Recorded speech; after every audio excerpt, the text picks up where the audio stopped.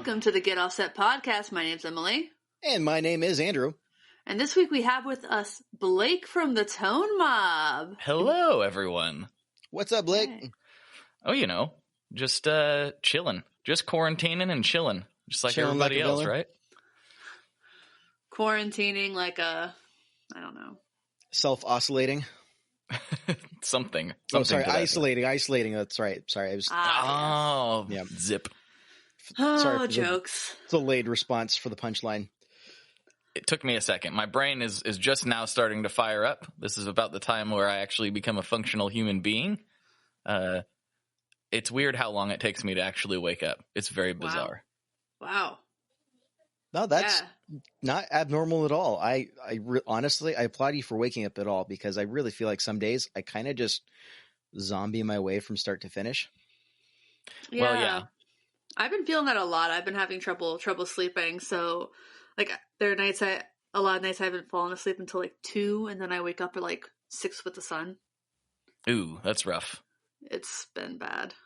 See, the worst days for me are like I have a hard time waking up, end up sleeping in a little bit, and like I still like no amount of coffee will bring any sort of function to my brain, any sort of, general thoughts of being with the world and whatnot, and just struggle to stay awake all day, kind of like doing the head bob, sit in your chair trying to get work done. Oh, Rick does that, and it's just so weird to watch. Oh, it's the worst. That's one of the worst feelings, is when like the first time it happens in an afternoon, you realize what just happened, and then you're like, oh no, I've already had 5 cups of coffee. How is this still happening? Jeez. Rick will do that like all night, sitting on the sofa watching. If we're like watching a show, it'll just be constant. I'm like, man, And then, just go to bed, dude. well, Why yeah, don't you just go to bed? Here's the thing: is like I've got days where I'll do that, and then come like the end of the day, I'm like, all right, well, I've got to be up early for work tomorrow. I should probably start heading to sleep, and all of a sudden, I'm awake. Yeah, my brain starts racing. I can't stop thinking about things, and I finally go to sleep, and I'm just like staring at the ceiling, going like, really? I couldn't have been like, my brain couldn't have been on like, say like 2 p.m. That's a pretty reasonable time. Yeah, I took an edible last night, and it helped a lot. I would imagine. I'm like, yeah, I just had some pot. It was great. Reminds me of scene from The Office with Creed, Dwight interviewing Creed. He's like, what is this? And Creed's like, Northern Lights Indica. It's like, oh no, it's marijuana. Oh, not the marijuana. Not the marijuana. It's legal in Washington and Oregon. It's true. It is. Yes. It is legal in Oregon. I've got an aunt who used to work in the growing business. Oh. Yeah. Yeah, it's not really my thing, but I definitely voted for it, because like I'm just like, hey, if booze is legal, let's be honest here. Like, let's be real about this. Come on. That's totally fair, and that's more or less where I sit with it. So, one thing on the coffee note. So, I was talking about how long it takes me to wake up, and that could be, it doesn't really seem to matter what time it is that I wake up. It takes me at least an hour to like be like even semi-functional, and then I'm really at my best self, in the afternoon to basically the middle of the night. That's when I function the best for whatever reason. But like, since I've been working from home for the last couple of years, I haven't really been drinking coffee. I used to drink several cups a day. So now when I do drink coffee, it works fantastic. Like, it used to just like not work at all. And now I'll have 1 cup and be like, whoop, there we go. That's what coffee's supposed to do. All right. This is good. I'm experiencing the same exact thing right now. I was actually just chatting in our Patreon group yesterday. We were talking about caffeine and absurd quantities, and the good old days back when we were in high school where you could drink 3 rock stars and not feel a thing. For real. Yeah. And no, before quarantine, my day job started at 5:30 a.m. every single day. I had to be there, bright-tailed, bushy-eyed, and I would go through just a ton of coffee to get through my day. And wait, I'm sorry, did you say that backwards on purpose? Yes. I was like, nicely done. I recognize game, you know? Right. I never know though. It's something I like to say is like, oh, see you guys tomorrow, bright tailed, bushy eyed, and they just look at me like, what? My papa always used to say, "You're a real fart smeller" instead of "You're a real smart feller." Mm-hmm. I'm into it. Very Yeah. into it. That's a good dad one. And yeah, so the day job, we've got an espresso machine, and they treat us incredibly well. And I just go through a lot of caffeine.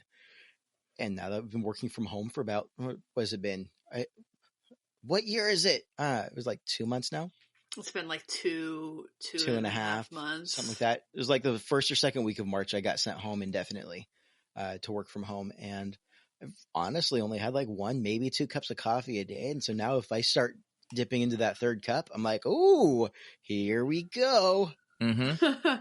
I can feel like I still drink half a pot a day, but like I can feel it when my limit gets hit. It's like just the smell of coffee suddenly really turns me off. But I've been working from home for a year and a half, and I still drink a lot of coffee. I just like it. I do like it. I also take naps. Man, naps sound good. Naps are great. I don't know why kids are so opposed to them. They don't know how good they have it. They got that FOMO hits them so hard. They know that you're doing stuff without them. And then you're like, no, I'm really not. I'm just cleaning. I may be also taking a nap. Yeah, that's the struggle. My wife, our youngest kid is just a mama's boy, like to the nth degree. And so I feel so bad for her because like I would help, and I have helped where I can, but he won't tolerate me in the night. He's like, no, you're not mom. And so I'm going to scream until mom comes in. And it's challenging for her right now. So I try to like take the kids, for a walk or something. She's also a very light sleeper, so that makes it a little bit difficult. I try to take the kids for a walk so she can get some shut eye in during the day. But yeah, it's a crazy time right now. Unprecedented times. Of course. Yeah. I could do without all the sales emails that remind me of that. I like it when sometimes every once in a while I get an email that instead of saying, "I hope this finds you well," just says, "I hope this finds you." Like, thanks for not assuming it would find me well. Thanks for like knowing, understanding what's happening. It's like when people say good morning and you're like, "Oh, awfully bold of you to assume that it's good." My dad always hated when cashiers would say, "Have a good one." Like, you don't tell me what to do. You don't tell me what to do. This is America. I do what I want, whether or not you tell me what to do. I'll have a bad one if I want to. Hey, if I would have a bad one, that's my God-given right as an American. That's right. How dare you be polite to me right now? I mean, that's just my dad. Sorry, Dad. I think that they might have started listening to this podcast. What? You're wearing a mask out of concern for my safety? Really? That's the most un-American thing I can think of. Don't get me started. I'll go off. Yeah. Sorry, I'll change to something a little bit more analogous. How about how dare you not smoke a cigarette inside of the Starbucks out of concern? You should be smoking a cigarette if you want to. It doesn't matter what health effects it might have for me. You should be an American. Yeah, smoke away, boys. Do it. Light them if you got them. Smoke them if you got them, even if you don't. I'm just on a roll of just butchering common phrases today, and it's kind of fun. Not gonna lie. Yeah, it's that's good for you, man. I guess that's the best I could come up with. I was thinking the same thing. Well, good for you. Good on you, man. Good on you. That's quite the accomplishment. Just deconstructing Western society one catchphrase at a time. I haven't even got to the 50 quotes yet. Yeah. I had a family member block me on Facebook for saying that mail-in voting was awesome. Really? Yeah, she posted this big long thing that was like, it kept saying stuff like, when you can't go to church but you can buy alcohol, it's not about your health. When you can't get a haircut but they want everyone to do mail-in voting, it's not about your health. I'm like, but all those things are kind of about health. Yeah, and she got mad when someone pointed out that liquor stores are open because if you cut alcoholics off cold turkey, they could die. Yeah, they very likely will die. And yeah, I also like questioned that initially, but I figured that out on my own self, pretty quickly. I was like, well, that's weird. Why? And I was like, oh, yeah, because we don't want a bunch of people running to the hospitals that are in desperate need of detox right now. We're trying to avoid that. Yeah. I mean, it's an unfortunate reality that there are alcoholics and addicts, and that's just real, and that's what they will do if they start going through DTs. So yeah, I mean, I get it. I understand the high level, like why would that be essential? But once you just break it down pretty simply, there it is. Right. And as the token Christian host of this podcast, I do want to just take the quick moment to be like, all right, let's break this down for a quick second. And I want to say kind of two sides of the coin here is on one side, I'm seeing people like, oh, well, churches just want to open up so they can make their money. And where in some cases, yeah, sure. I really don't think that that's necessarily the motivating factor for a lot of folks who are trying to open their churches, because for a lot of Christians, church is the place of community. And that's right, wrong, or indifferent. We're all really missing that right now is kind of our weekly, we get to see our church family. Flip side of that is, I mean, from a theological perspective, and forgive me for jumping here, but I'm just going to throw this out here. The church is not a building. The church is a group of people that's supposed to be living out the Christian lifestyle, and just really kills you. Like, oh, they're shutting down. Why can't we have church and we can go buy pot? I'm like, well, you totally can. The church is not a meeting in a building. So that's my pet peeve for the week. So two sides of that coin.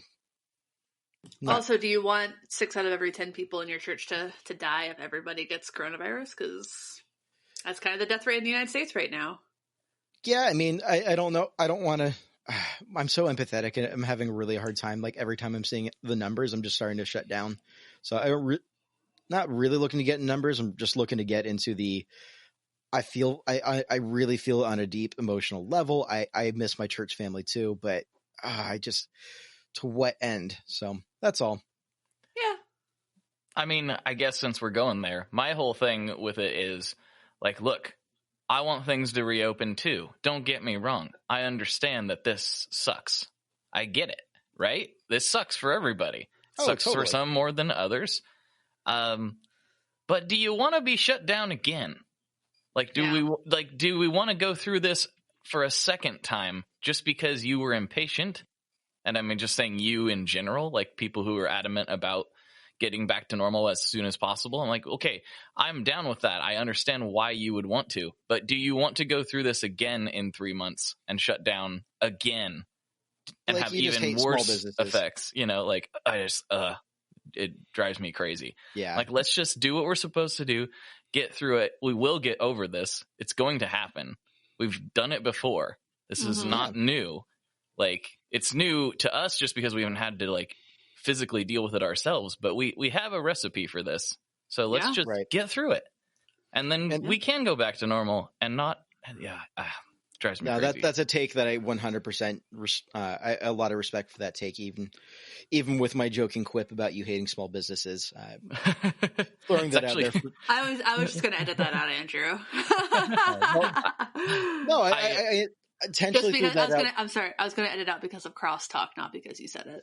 Oh, well, I intentionally joked of like, oh, you just hate small businesses, just to point out some of the absurdity of the rhetoric that's getting thrown around. And look, no one's hating anybody. Just trying to figure out what this looks like to move forward is just a lot to unpack. And I really can't say I fault anyone for trying to look at this rationally. Yeah. So. No. And I mean, your joke actually is funny because you guys could probably figure out like small business is actually something I'm extremely passionate about. Yeah. Same with us. We'd love to talk about that later. Yeah. Yeah. We got to get into that later. Yeah. Meantime, Andrew, what's new with you, dude? What's new with me? So I am buying a pedal from someone who's taking weeks to get it to me. I'm sticking with the sale because, I really want the pedal. Andrew, can I ask you a quick question? Have you paid this person for said pedal yet? I will pay the person when I pick it up. That's pretty standard. Then don't complain. For those of you who are wondering what in the world is going on with my cryptic sense, I'm just joking around. I'm buying a pedal from Emily. I'm buying her Boss PN2 stereo pan tremolo. I'm very Yeah. excited about it. And I have very willingly been taking my time. I'm not in a rush to get it. I'm just giving her a hard time for it. And you're waiting because I need to film a demo with another pedal that I'm just straight up giving you. So let's. Aw, Womp, womp, womp. I know. So I just like unless to you want me to tease. reconsider that, I'll keep it just to be spiteful. No, so anyway, so that's what's upcoming new with me. I've been working on the board build, and I'm like literally 3 cables away from being done with this build. And now I'm reevaluating how to fit the PN2 onto this board build before it's even done. So, joke's on me. But no, I'm really excited for that. But I think what's even more exciting for me right now is I'm going to give you a little bit of a sneak peek into what's going on in the world of Fox Cairo. For those of you who might not be aware, I run Fox Cairo. We make pedal toppers that are custom and rad. And You didn't pronounce the N very hard there. I might have to bleep that. I realized that as soon as it came out of my mouth, and I was hoping no one would notice. Functional out here trying to function. Anyways, so it's printed grip tape toppers that glow in the dark. There's a million different ways you can go with it, and the customization is something that I take a lot of pride in, and I think a lot of people see the value in that. The exciting update that you guys should all go, just give me a follow. You'll see the updates, and this should be launching the next couple of weeks, probably a week and a half from when this launches. I'm looking at the end of the first week of June for this product to launch, is toppers for the Helix floor, which is especially exciting because for those of you familiar with the Helix floor, the treadle for that topper is a folds over the left side of the treadle. And that's something that I haven't seen anyone do before. And because my the material is flexible, I just got my first pictures from the guy I sent to do the demo run, and it just looks super phenomenal. The topper dips into the body just like the stock grip tape does. It looks really rad, and I'm very excited. I think that makes me the first person to offer toppers for the Helix floor. Yeah. Congratulations. Nice. Keep your eyes peeled, whichever version of English you want to speak, and give me a follow at Fox Cairo, and I'll have those should be up. Yeah, by the end of the first week of June. I'm incredibly excited. There's been a lot that's gone into this, and I really don't know where to begin with thanking the people that have been involved in this. And yeah, before I go get all gushy, Blake, what's new with you? Oh man, that is a long list. I feel like it's every day there's something new cooking, but let's see. Probably the most interesting to the listeners of this show. I posted it on Instagram a few times. I've had it for about a month now. Grez Guitars sent me a baritone to check out. They're out of California. Oh, I love baritone guitars. Oh man, And I love Grez. It's a beautiful guitar. It's their Mendocino, and it is a semi-hollow with no F holes, with 2 Lawler gold foils in it. And I'm not exaggerating. It is one of the best sounding guitars I have ever heard. I played it first at Summer NAMM, not this particular one, but a different one. And I was like, wow, this sounds incredible. And I thought I was kind of like maybe like remembering it with like a certain, I don't know, amount of extra sunny glow. So I was excited when he was like, hey, by the way, I sent you one of those to check out. I was like, oh, wow, okay. And I got it out of the case and I plugged it in. I was like, no, this is even cooler than what I remember. It's that combination that he's come up with. It's really magical, and it's not at all subtle. It's like, this is wildly different than anything I've ever heard before. So I got to do a video on that pretty soon. I'm very excited about that. What else is new? Gear wise, well, I've been like teasing this project for a really long time. And I've talked about it on the podcast a couple times, but it's a project I'm working on with Scott from Stringjoy and Jacob Adams, who formerly was at Keeley Electronics and formerly at Mammoth Electronics before he left several years ago to do his own thing.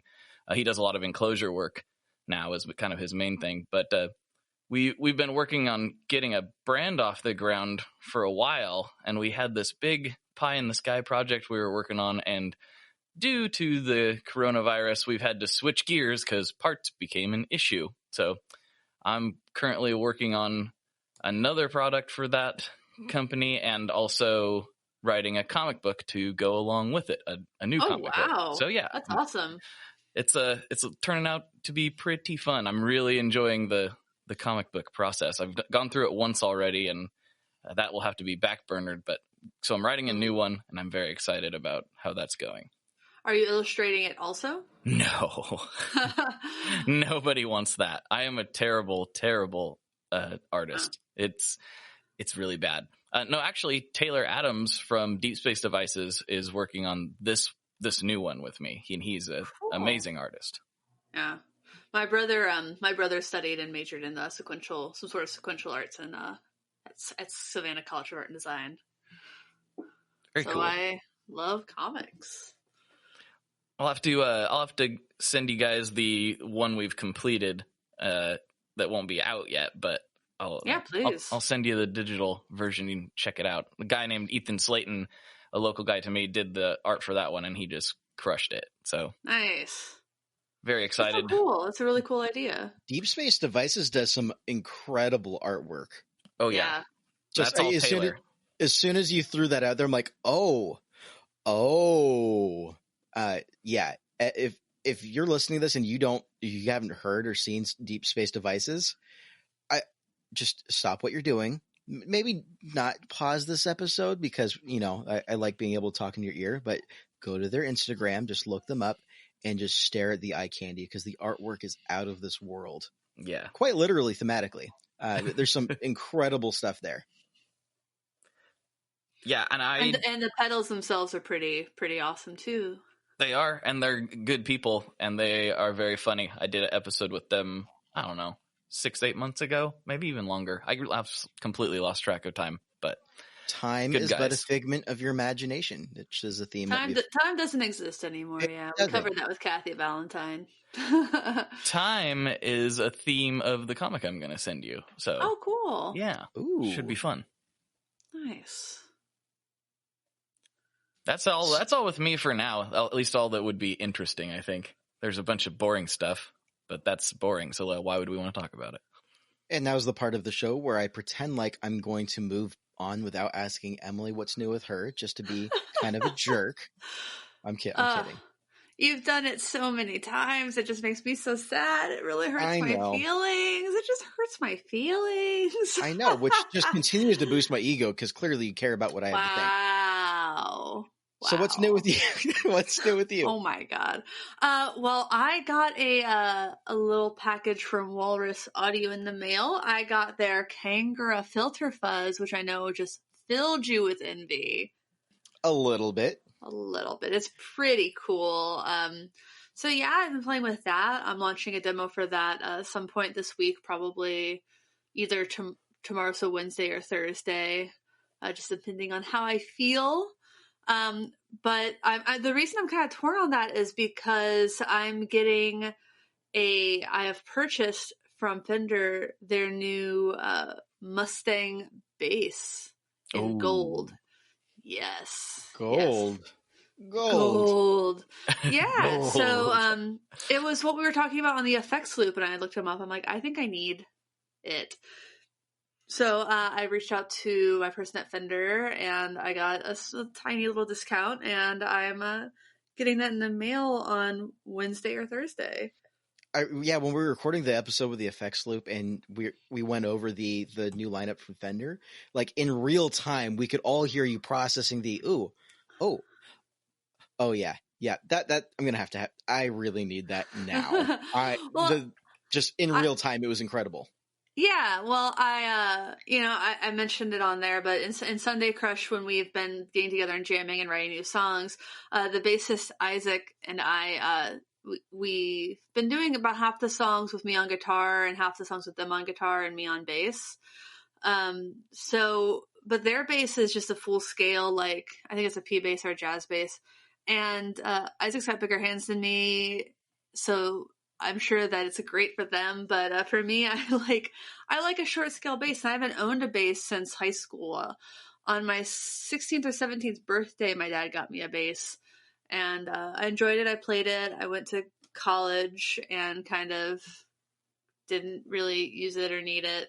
So this is going to be my first time personally owning a bass since, gosh, in like 13 years.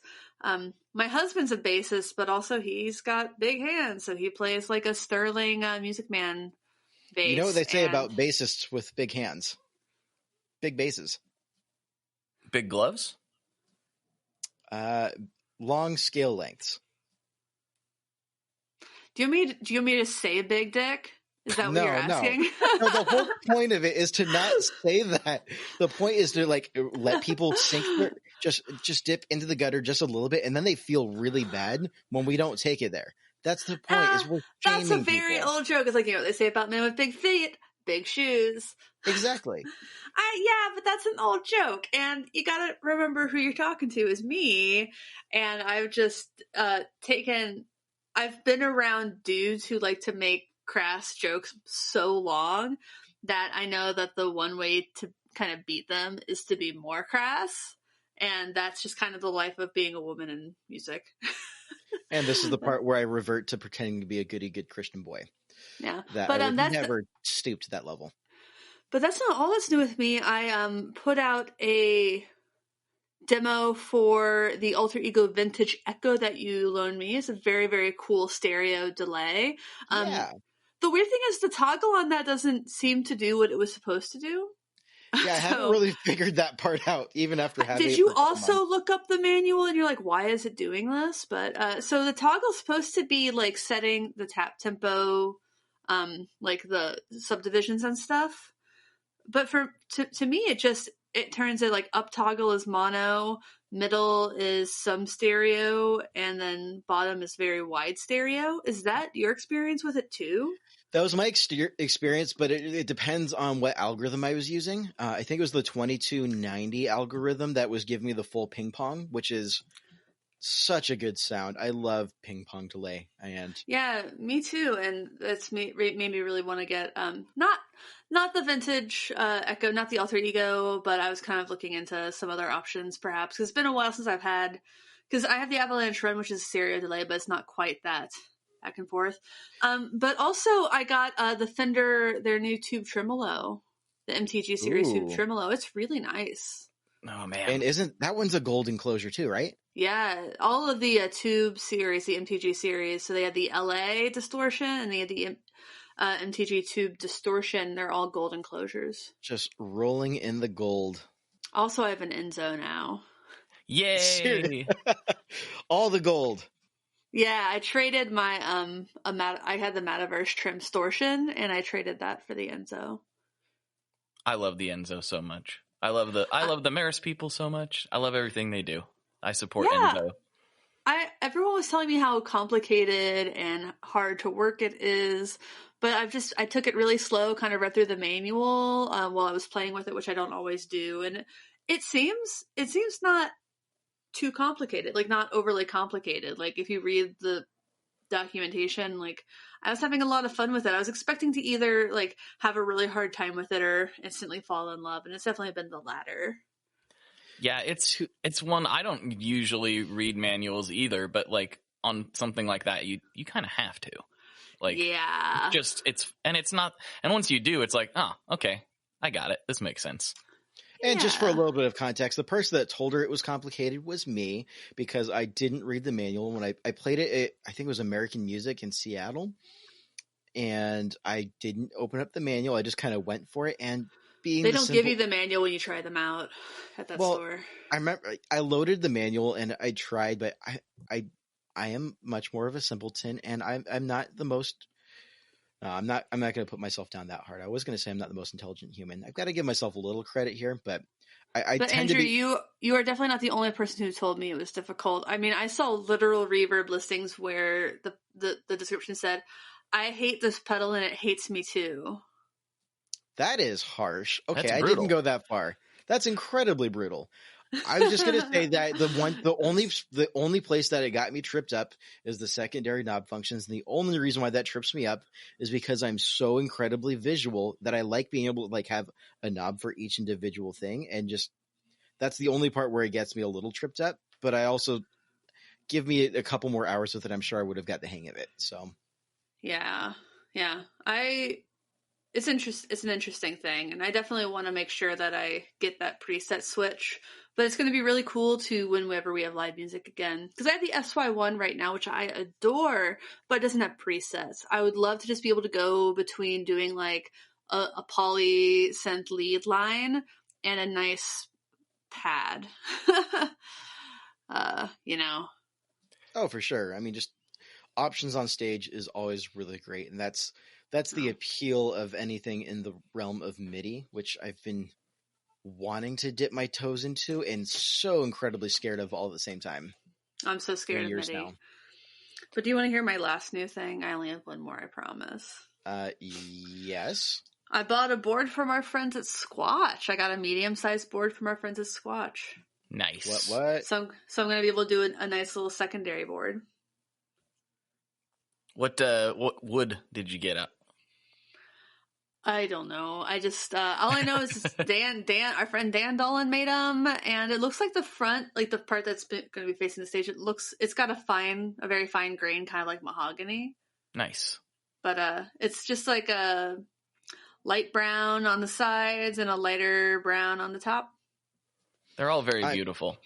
Yeah, oh, for sure. They're all so unique, and Dan always does such great work. I'm so in love with my Squatch board. I've got a Squatch, the small board. That's what I use for my bass rig, is my all-in-one. It's got the DI and everything. It's just such a good sounding board.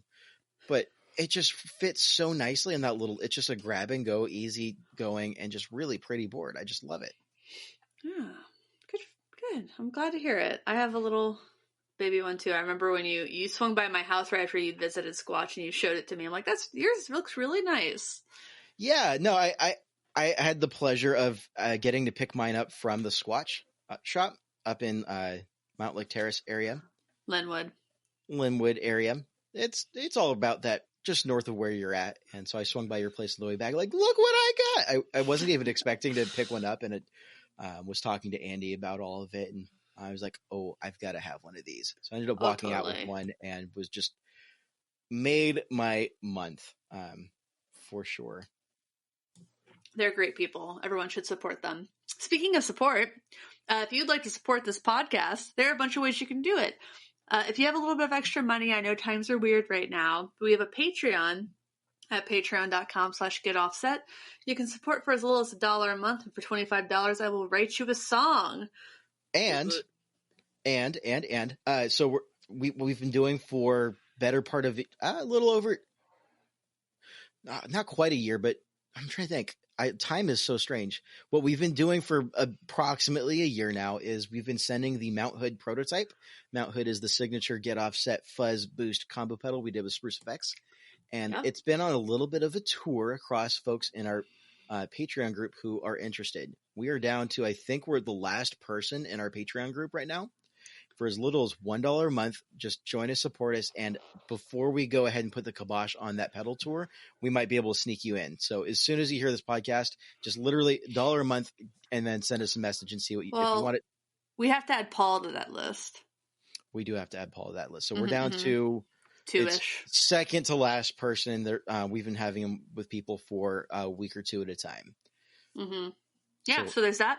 That's a great way to support us. We also have merch at getoffsetpodcast.com/shop. If you'd like to buy official Get Offset shirts, or for fuzz's sake, shirts, hats, etc. Baby bibs. We got some baby bibs. For the bibbies. For the bibbies. Have you been watching Schitt's Creek?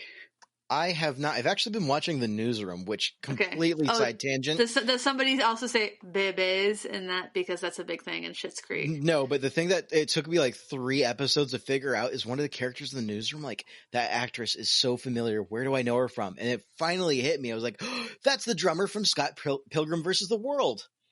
Oh my God. Very good. Bugged the heck out of me for several episodes. The episodes are like a full hour each. Wow. Finally, it just hit me like a brick. I love that movie, by the way. That's a great movie. I mean, the problem they had is that I think they kind of showed it for free at a ton of Comic Con. So essentially, like, at least 60% of the people who wanted to see that movie saw it for free. Well, that was probably a bad move. I saw it at a drive-in, Maybe a bad move. which was a very good choice. Nice. That sounds like a really fun choice. And if you don't want to support Get Offset with money, but you want to support us anyway, just please leave us a 5-star rating and a nice review on iTunes. It really helps us. It really helps us get the show out in front of more people. So we would appreciate that support. Yes. 100%. And no, I got nothing. No, that did not hit it. And in other news, this episode of Get Offset Podcast is sponsored by Walrus Audio. As I mentioned earlier, Walrus Audio sent us a Kangra. Kangra. How do you pronounce that? I vote I vote Kangra. I vote Kangra. It's a filter. Blake, it's a fuzz. Tiebreaker? I've been going Kangra, but I don't know. Suck it. I have a tenuous grasp on English, so who knows? Well, the thing is, you can't really make fun of people who pronounce words wrong because it usually just means they read. And read that word only and have never heard it said out loud. So yay, I'm literate. Yes. That's good news for the day. So tell me about this pedal. It's a fuzz. It's like a very gated fuzz, and the only controls for the fuzz are toggles, so you can go vintage or modern, and you can have either a mid scoop or kind of more flat mids. And then the other foot switch is a filter, and so you have a lot of controls for that, including a sensitivity envelope that you can turn on and off. So which is what I think a lot of fun. So I filmed a demo with that. I'm mostly playing through I learned a St. Vincent song, Birth of Reverse, for it, which I just love. One of the things I've really loved about demos is it gives me an excuse to learn new songs that I might not otherwise have tried playing. So that's been a lot of fun. But yeah, Walrus Audio, this is not their newest pedal. It's not a new pedal, but it's really cool, and I think you're going to have a lot of fun with it, Andrew, when I give it to you. I am so beyond excited for it. And, so I've been listening to some demos on it, and what the sound, like, you get that full filter. Have you been listening to my demo? Because I did send it to you. I did listen to it, and I love St. Vincent, and you knocked it out of the park. One of the sounds that it can do reminds me of, this might be a little obscure, but Under Oath's new album that came out like last year or so, the 5th track on it, Bloodlust, I think is the right track. That's got this really incredible like synth fuzz, like gated fuzz break right after the first chorus. I know this is super specific, but I really, really, really love that sound, and I think I can nail that sound with this pedal, and I can't wait to get it and to just try and get that locked in. I don't blame you. I don't think Emily listens to Under Oath, Blake. I do not. Oh, okay. I was like, am I supposed to comment here? I know the part that you're talking about, and I think that this pedal can do it. I am a big fan of that band, so I understand what you're talking about. I am also a fan of the band, and now that live music is canceled, I am incredibly regretting seeing them come through Seattle the last time that they did, because they came through with Devil Wears Prada, and I didn't have the money for the tickets and decided to not be irresponsible financially, figuring I could just see them next time, and here we are. Man. See, I've stopped playing that game because sometimes there's not a next time. Or sometimes the next time is like 8 years later, which is my case with the Hold Steady. Yeah, I really try to, the big limiting factor for myself is the kids. Like, it seems like every time there's a bunch of concerts that I want to see, or that me and Lynn want to see, they're like all lumped together, and I feel really weird, like taking my kids to my parents, 4 times in a row, like okay, we're leaving you again to go have fun. So it's like that's kind of like a limiting factor, just because I'm like trying to be a okay dad. Wait, are you not supposed to bring your kids into the mosh pit? Is that frowned upon? I mean, There will be no I'm going to. post-COVID mosh pits. That's honestly Don't been say a thing that. I've been worried about. Don't say that. I love the mosh pits. Mosh I know pits I'm are too great. old for them, but I love them anyway. Mosh pits aren't gender inclusive. They make women scared of shows. I don't know. I've gotten hit by some women in mosh pits before, so it depends on. It totally depends on the show. I got a boyfriend who got knocked in the nose in a mosh pit, and then he couldn't smell anymore. Ouch. That is a price I'd be willing to pay for a good time. No, seriously though, it really depends on the show, and a lot of, not to, like, I'm gonna pretend like I'm not partial to the bands that I like, but a lot of the bands that I love listening to, I go to their concerts, and the mosh pits tend to be like, someone gets knocked over, it's like, oh, hold up, everybody's iPhones come out, they turn their flashlights back up, help the guy up, and then we keep going. But it's not like no one's gonna get trampled. Everybody takes care of each other, and that's typically the environment that I mosh in. That is the case for me as well, most of the time. Although I really want to go see Knocked Loose, and I know that their environment is not quite like that. So I'm I could see that. I'm just going to have to deal with it. But, it's not my first time, so I guess I'll be okay. Not your first rodeo? No, I that's one of my favorite things about going to heavy shows. I mean, I like going to not heavy shows too and just chilling, but I get really excited about a good mosh pit. I thought that by the time I was 30 that I would be over that, and I am not.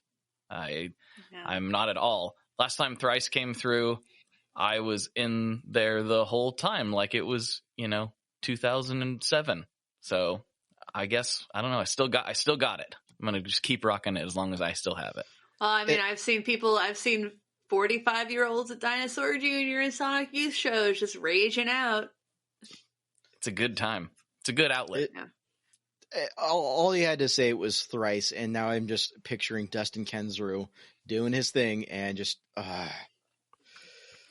It was awesome. That was the show where I still am fangirling a little bit, but I got to interview Tepe, and that was awesome. And so that was so much fun. So I could sit here and fangirl all day, and then I could follow that up with a societal dissection of what fangirl means and why we use a gendered term like that, and whether or not I'm okay with using that term. I could go there, but we do have a topic to talk about today. I could also talk about that. We could go there, and I'm choosing to admit that I'm self-conscious of the fact that I'm using that term. Because I don't understand why people can't just say fanboy, because I don't understand. I personally use both terms, so I don't know. Maybe I'm being a bit insensitive, but I do say both things. It just depends on what happens to jump out of my mouth. But it's a fair point. I think it implies that it's girly to like things, and when I hear like weird things like that just makes it imply that it's girly to like things. It makes me wonder if men are okay, because I sometimes feel like maybe y'all aren't okay. No, well, we're not. We're completely incapable of showing emotion. Mm-hmm. It's uncool to show emotion. I always just have imagined it stemming from the classic imagery of the Beatles coming over, and that's always what I've kind of used in conjunction with. But and it's weird that that's used in conjunction with like the Beatles, because the Beatles are now widely considered to be a band that middle-aged like boomer men really like a lot still. For sure. And so it's just there's lots to unpack there. And you listen to it in stereo or mono, man. Like, well, you gotta listen to it in mono because John Lennon was deaf in one ear and he didn't like stereo. And then there's the whole Lennon thing, which could just lead down a terrible rabbit trail that I'm not sure we want to go down. Let's just quickly say hitting women is bad. Yeah, it's real bad. It's real bad. 0 out of 10. Don't recommend. I'd almost go negative on it. I would go negative on it. Negative numbers. Wow, and here I was thinking I was being the decent guy in the group. Look at you. I've been outdone. Men are not okay. That's the what I've takeaway. gleaned. So The takeaway is that men, I don't think men are okay. I worry about y'all so much. Well, Oh. so we alluded to this a little bit earlier in the episode. I'm just going to take a very hard turn right out of this very self-incriminating subject. And we talked a little about, ever so briefly, the idea of supporting small businesses. And Blake, I believe you've got some thoughts on small businesses and supporting them and used, oh my God, my voice just cracked, used gear. Yeah. I mean, it was a subject that I saw brought up in another guitar pedal group. That's not my favorite group, so I'm going to go ahead and not name them. Can you name them in the chat so I can know? Yeah. Is there a chat? I haven't used this in a while. I'll message you later. It's not that important, but it's one to avoid if you can. Anyway. Yes.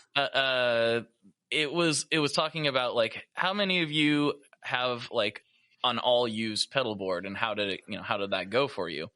And I support that. Like, I definitely support people being responsible with their money and getting things on the cheap and I do that to some degree, but yeah. I thought it was weird the amount of people that were like really proud of their all used board. And I'm looking at some of these boards going like, well, that's like a one man shop. I know like a lot of people have this distorted view of the pedal industry, but there was a lot of extremely small builders on some of these boards.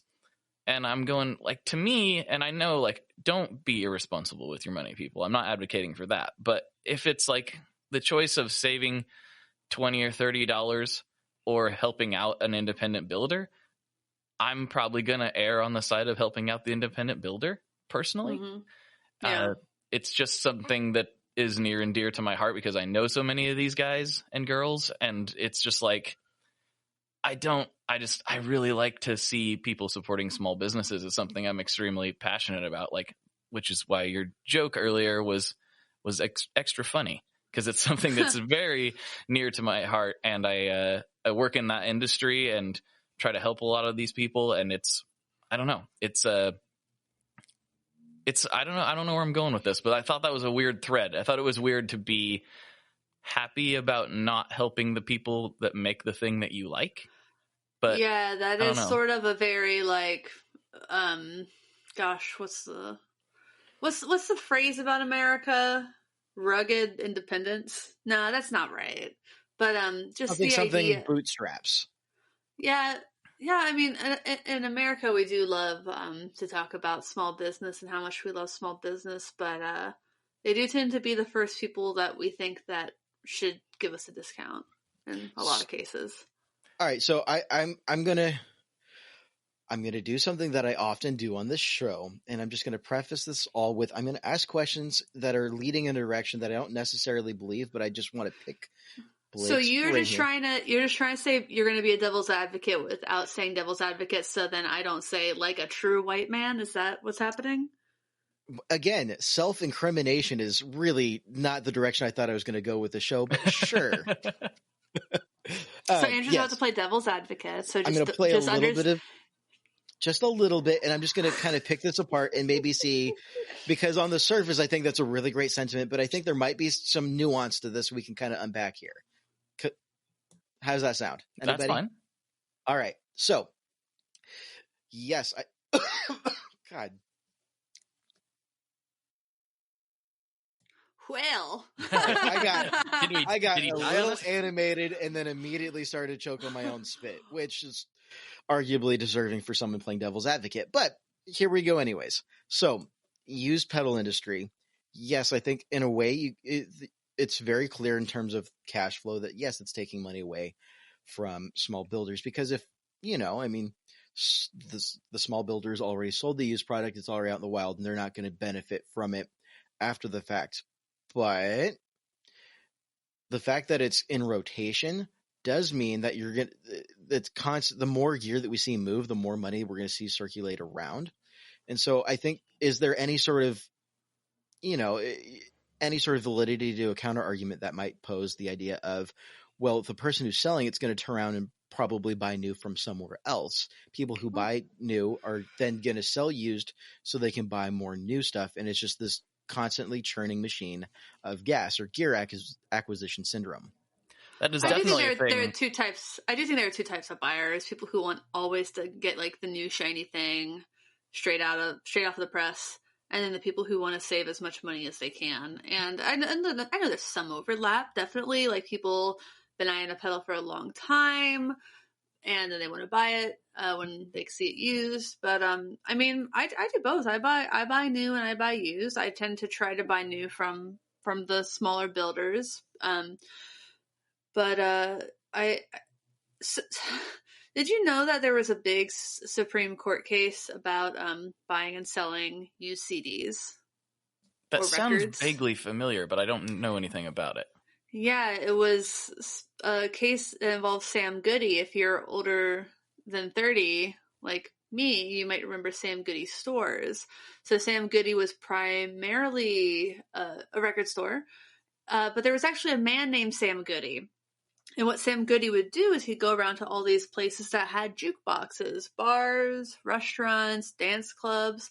And if you had a jukebox, you'd want to pretty consistently be swapping out old things for new things. And typically you'd probably just throw away the old records because who would want them? Sam Goody wanted them. So he went around, he bought the old records, and he went to resell them. And the record companies hated this. They said it would destroy the record industry if people could go and just buy used records instead of new ones. And the Supreme Court sided with Sam Goody, said, well, this has already been purchased like any other used item. You should, once you buy it, you have the right to resell it. Where the record companies were arguing that it was a disruption of intellectual property rights, basically, and that if you bought and sold used music, you should still be paying the royalties so they said to the artists or to them, that would be incurred with a new sale. And the court decided that this was, his constitutional right, Sam Goody's constitutional right to sell used music. And that's, so we talk about, it doesn't help the small builders when you buy their stuff used. This is true in an immediate financial way, but the record industry said back in like the 20s or 30s or 40s, whenever this Supreme Court case was, I forget, it's been 15 years since I studied this, it did not kill the record industry. So I think that's just something to consider, is that it seems familiar enough and similar enough to me to bring up that people will not only buy used music because there's always new music. And if you only buy used music, you're only listening to things that came out in the past. And if you're not, there's always new music being put out. People are always going to listen to new music and buy, hopefully, new music. And I think you could probably say the same thing about guitar pedals. There's always, I think, going to be a market for new pedals. So I'm going to take this a step further, and I want to hear Blake's thoughts on this. So I'm going to flip this around a little bit here, and I'm going to pose an argument here that, from looking at it from a marketing perspective in terms of resale value, is there an argument to be made that the resale value of an item reinforces the legitimacy of the list price for a new item? So say Strymon sells their stuff for $400 and it still sells for used for $350. And so that for the consumer mind, you're like, oh, well, yeah, of course it's worth $400 just because that resale price, versus when I'm looking at something, say, I don't have a really good idea here, but let's say a Boss SD1. Why would you spend $50 on, like, the idea of spending $50 on a SD1, which is a classic distortion pedal, seems a little ridiculous when it'd be very easy to find it for $20 on local marketplace. So what is there an argument to be made here that the resale value is actually helping the small builders in maintaining a sense of legitimacy to the target market? Blake? I think in some cases that's very true, but I think it's very specific cases. I think Strymon was a very good example of that. The best one that comes to mind is Analog Man, right? Because like the prices on the used pedals are more generally than they are than on the new ones, which Right. in the case of the King of Tone kind of makes sense because there's a supply and demand thing going on there. But I found that to be even true with like his fuzzes that are readily available direct from him. They, for in a weird way, they're available used for more than you can buy it from Analog Man himself, that are always available. So that's I think that's kind of weird. And in that, I think the used market actually does help him in a weird marketing way. But at the same time, he also posted last year, when Reverb, he was able to do some research on Reverb, and there was like over $1 million in Analog Man sales that he never saw. So I'm not saying that the used market's bad or that people should not have the option to do that. I just found that particular thread in that particular group a little bit weird in the sense of pride everyone was showing. And I'm like, well, yeah, but that guy's, I'm like, you're so stoked that you're like there. It was a very self-congratulatory, like, look how smart I am thread. And I was just like, you don't even know what some of this means for some of these guys. This is literally you not putting food on the table. Yeah, there's so much self-congratulatory stuff in the gear industry and like in general. Yeah. Well, I mean, of course there is. And I think that's one of the things I think I just said, I think way too many times.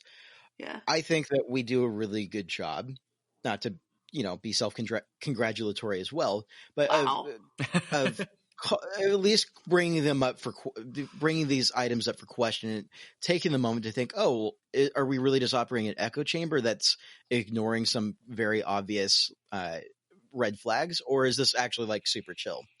And I think that's what we're doing right here. And I think that's an exercise that's 100% worth doing. And to that end, I'm not trying to like shut down Blake here in conversation. And I think the fact that you're asking that question is something that I think we really need to do a lot more of as an industry. Yeah. And I think that we should probably try to, I think almost that is the American thing to do, is support small businesses whenever you can.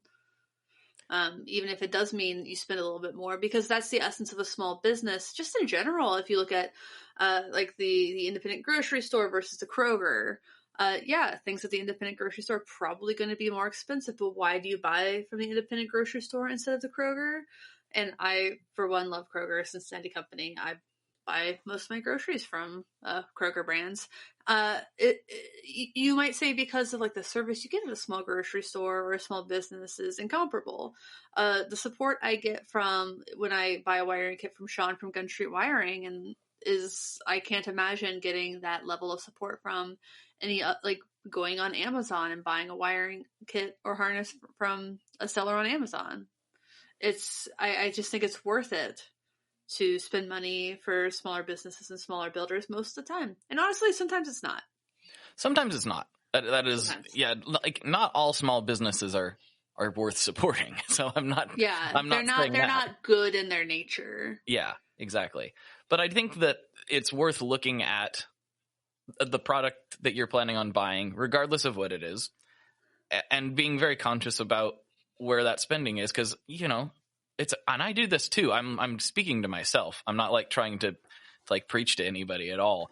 I'm talking to myself as much as anybody else. But it's really easy sometimes just like, yeah, I'll just kind of get that on Amazon real quick. But like, what if there was a way you could spend the same amount of money and your neighbor gets to have a meal out of the deal? Wouldn't you rather do that? And I would. Yeah, I think most people would. It's just not a thought process that a lot of people are used to going through. And I think this whole COVID thing is shaping some of that for me, because I'm like seeing people struggling and seeing people having to close. And I'm like, well, if I can go, get some takeout from that guy instead of ordering, Jimmy John's or something, then that seems like the thing to do. Right. It's just, that's just where I am. Yeah. Oh, absolutely. I think the value in our capitalistic structure, looking at that in a positive light, I think the value we see in that is from the small, medium-sized businesses, just from a general economic standpoint. And I 100% agree with you in terms of wanting to support small businesses and not necessarily passively contributing to Jeff Bezos becoming a millionaire, or a trillionaire rather. So trillionaire, that's an incomprehensible amount of money. Yeah, I mean, That's like literally impossible to visualize that amount of money compared to like the amount of money you or I have. I It's say literally this impossible. knowing full well that there's definitely a degree to which I'm being hypocritical here, because I have to admit I just received some packages from Amazon today. Yeah. I shopped around and I was looking at what my options were, and it was a combination of, it was a little bit more expensive somewhere else, and the shipping times were just significantly different, and it was something that I needed for my job now. And so I fully admit that there's a level of, I'm not pretending to be squeaky clean here. That's what I'm saying.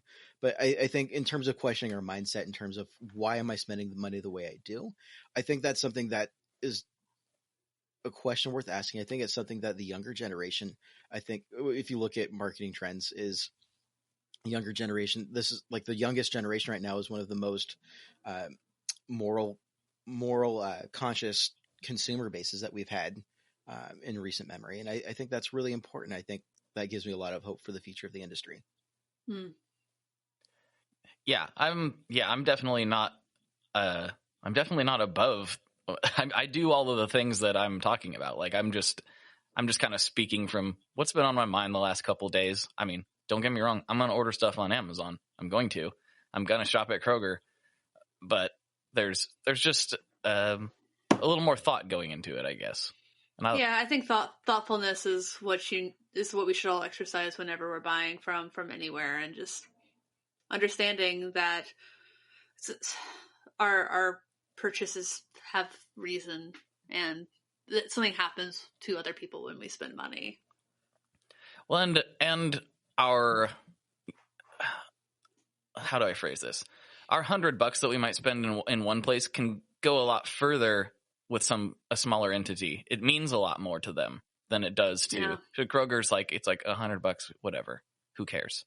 Like, they'll light $100 on fire and they wouldn't even notice, whereas small little grocery store, it's like that might be the money they needed to make rent that month. So Oh, totally. Like, so I used Blake, I don't know if you know this, I used to work for Guitar Center, and one of the things that gets tracked in each store on a regular basis is shrink. And that's not a foreign concept to most larger companies, is the idea that just stuff goes missing. And so the goals was trying to keep shrink at under a certain goal. And you're like, we're trying not to hit this goal. We want to keep our shrink as low as possible, because that's just lost money. But just looking for the stores that I worked at, what the numbers came out to be for shrink percentage for overall inventory, and realizing like what that number was like, oh, like this is money that they're okay with losing and just watching disappear, versus that's probably the funding for an entire month of business for a smaller business. Yeah. And that absolutely makes a much bigger difference buying directly from a smaller manufacturer than it would from someone larger. Mm-hmm. So if you're going to steal, is what you're saying. Steal from Guitar Center? I wasn't Don't steal from the trading. Don't steal from the trading musician. Don't steal in general. But if you're going to steal, I'm so sorry. No. I am not Robin Hood. I am not recommending this. I do have some funny stories about theft from Guitar Center. I think I've told a couple of them on the show before. But they're still only funny in the sense that like it's comically funny. But it's like, that was $20,000 in guitars, and whoa, that's not super chill. No. So like 3 not PRSs. No. I only worked at Guitar Center for like a year and a half, and the stories that I saw were just like I was told and or saw footage of was just mind blowing. But getting back to the topic of something you mentioned earlier, Blake, was about Analog Man, and basically people, we call it flipping in gear, or we call it scalping, but just in general, if you want to pedal from a small brand and they're temporarily sold out, please reach out to them about when they think they might be back in stock, if they can add you to a wait list or something, versus paying more than the pedal is worth on secondary websites or from someone else. Like when Chase Bliss did their version of the Generation Loss, it was immediately like $700-800 in other places. Like, yeah, they were never going to make another run of that, but that even was the case with the 1981 DRB. with the Quiet Theory Prelude. And those were brands that were still making pedals in batches. So I think it's just like, don't use someone else's work to make profit. New work like that. Like, I just get so fired up and upset when I see people buying something because they think the flip potential is there, buying new products because they think the flip potential is there. I mean, people price things, these brands price things for a reason, because that's what they think it's worth. And if we keep buying things because we think we can make a quick 50, 100, 200 bucks by immediately turning it around and selling it, then what we're going to see is raised prices on limited gear across the board. And that's just going to make these things even less accessible to people in the long run. Think about concert tickets. It used to be the same price to sit in the front row versus the back row. And then people started selling those front row tickets for $1,000. And now that's what they cost to buy them from people. Like, and I'd rather see the artists like Paul McCartney or Elvis Costello get their extra 200 bucks or whatever versus some scalper, but it makes it a lot harder for everybody else. Yeah, the flipping of the gear in that way, like, don't get me wrong, like, if you find something on a deal, you know, and you flip it, like, that's fine. Yeah, I'm fine with people selling their own stuff. Like, yeah, I get it. That's totally okay. I'm with you. I don't really like seeing it. Just seems very distasteful. It's like, I bought it. Oh, I was so lucky to get in and get this DRV, and now I can sell it for $300 or $400.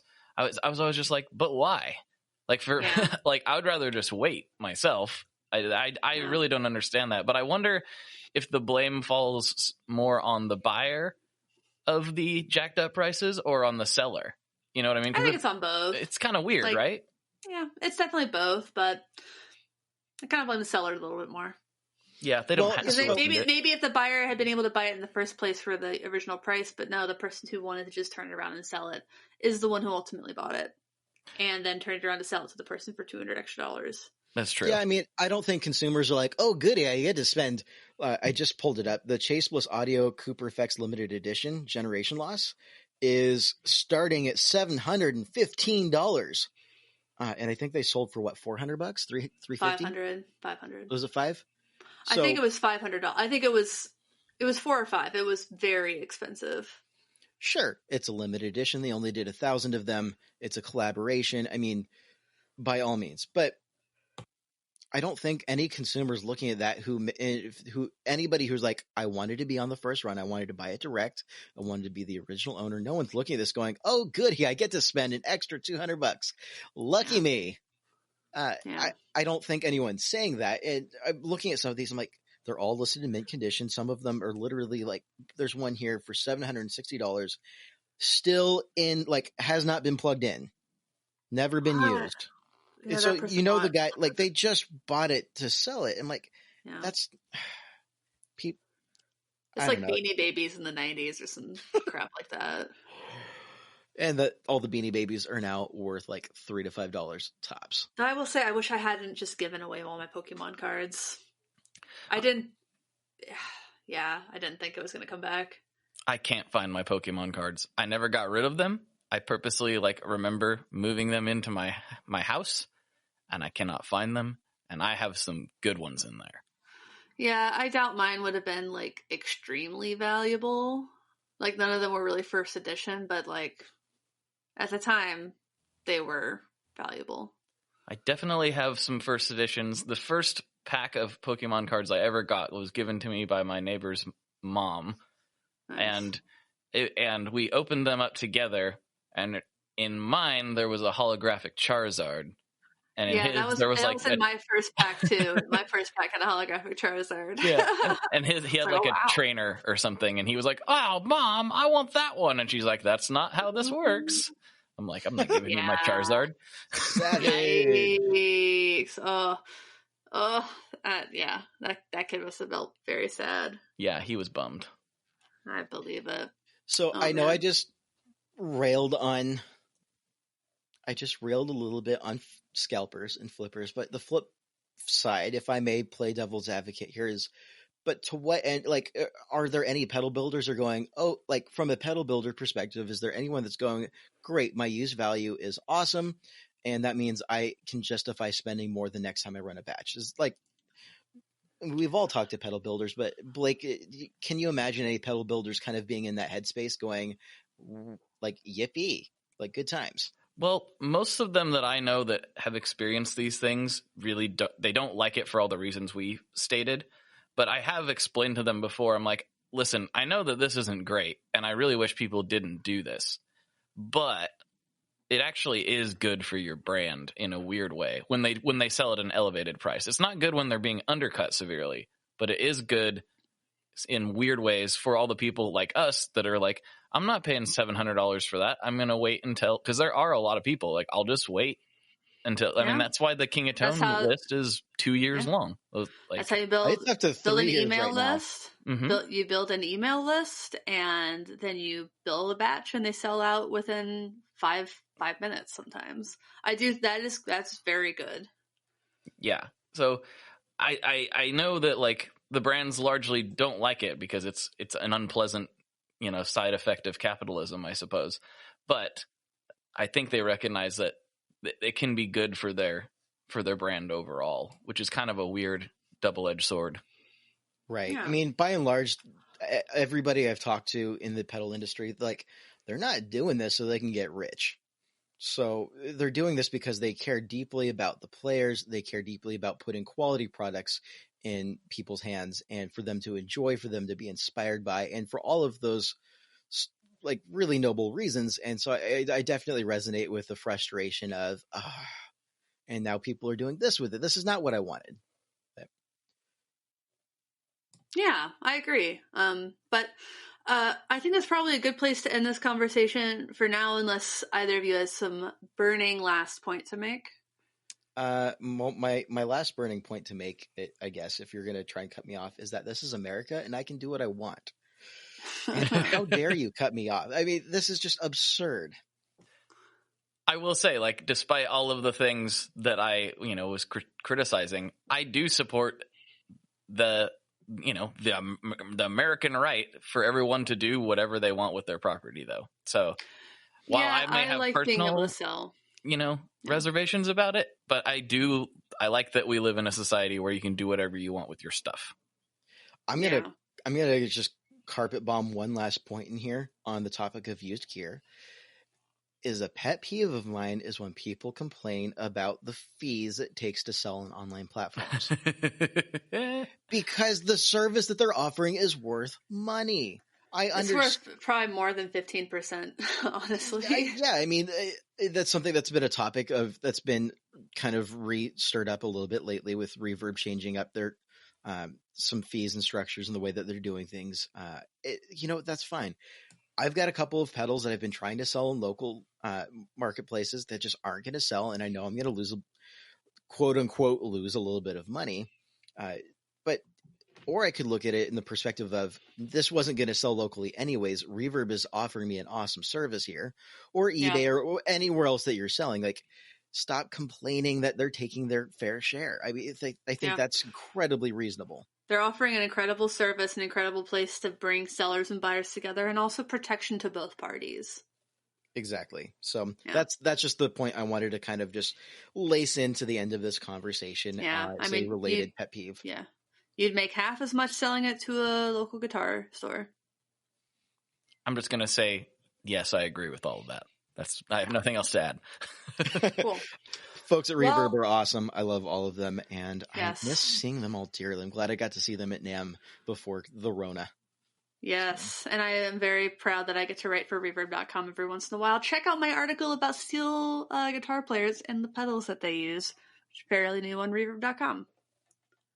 Rad. And also, if you read some product pages or some category pages, I might have written the copy on the bottom of the page. So nice. Well, with all of that being said, thank you for listening. Thank you for understanding. Thanks so much, Blake, for joining us for this episode of Get Offset.